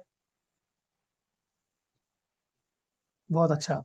मेरे मायके के सभी परेशान 2 साल से जुड़ना चाहती हूँ, बट वो लोग नहीं जुड़ पा रहे, क्या करूं, प्लीज मार्गदर्शन दें। मेरे मायके से, तो सबसे पहले तो आप कष्टों का दरवाजा स्वयं खोल रही है। आपका डीएनए अलग है, मायके का डीएनए अलग है, पहली चीज तो आपको ये समझनी चाहिए। और आप जितनी ज्यादा, अभी दीदी ने अपने पूरे चर्चा के दौरान एक बहुत सुंदर बात बताई, जो बाबा आध्यात्मिक तरीके से बोलते हैं, दीदी ने आपको साइंटिफिक तरीके से बताया। आप क्या कर रही हैं, उन कष्टों के बारे में सोच रही हैं, अरे मेरे मम्मी इतनी परेशान है, अरे मेरे पापा इतने परेशान है, वो क्रॉस डीएनए। और उनके बारे में पहुंच के आप खुद स्ट्रेस में जा रही हैं, और स्ट्रेस में जब आप जा रही हैं तो वही स्ट्रेस फिर आपके डीएनए को इम्पैक्ट कर रहा है, आपके सेल्स को इम्पैक्ट कर रहा है। तो सबसे पहले तो इस चीज को आप छोड़िए, सब बहनों से हाथ जोड़ के प्रार्थना है, छोड़ दीजिए। माँ बाबा को अगर उनको खींचना होगा वो अपने आप खींच लेंगे, पहली बात। दूसरी बात, अगर आप चाहती ही हैं उनका भला हो तो उनके लिए आप जाके एक हवन करिए, पूर्ण प्रक्रिया करें, और करके उनके जो आपके पास हवन का पुण्य है वो उनको समर्पण कर दीजिए। दोनों में से एक ही रास्ता अपनाइए, 50-50 मत करिए। आप दिन रात उनके कष्टों को लेकर परेशान हो रही हैं, उसके बारे में सोच रही हैं, और वही कष्ट आपके परिवार में फिर से जीवन में आ रहे हैं। यही छोटी छोटी त्रुटियां हैं जो हम अनजाने में कर जाते हैं। गुरुजी से जब पहली बार मिलते हैं तब गुरुजी बोलते हैं सब ठीक है, पर वास्तव में कुछ दिक्कतें रहती हैं, तो ऐसे समय में क्या करें? हाँ दीदी, ये क्वेश्चन आपके मतलब का इन्होंने पूछा है। मतलब कुछ ऐसी डिजीजेस होती है जो हमें ऐसा महसूस होता है कि वो रह जाती है। और मैं बताऊं, सारिका दीदी शायद हमारे बीच में होंगी, तो सारिका दीदी ने इसका एक बहुत सुंदर जवाब दिया था, मैं याद दिला देता हूँ एक लाइन के अंदर, कि कुछ चीजें जो होती हैं हमारे पूर्वजों की होती है, आपने इधर हवन किए, प्रक्रिया पूर्ण करी, पूर्वजों से संबंधित सारी चीजें गई, लेकिन कुछ समस्याएं आपके स्वयं के शरीरों की भी होती है, और वो स्वयं की जो शरीर होती है उसका कारण खत्म कर दिया जाता है, लेकिन स्थूल जो आपका शरीर होता है उसमें धीरे धीरे वो चीजें टाइम लेते लेते धीरे धीरे आपकी जो है वो ठीक हो जाती है। इस बारे में आपका क्या मानना है दीदी? बिल्कुल, मैं इसी लाइन पे ऐसे ही सोचती हूँ। जैसे कि उदाहरण के तौर पर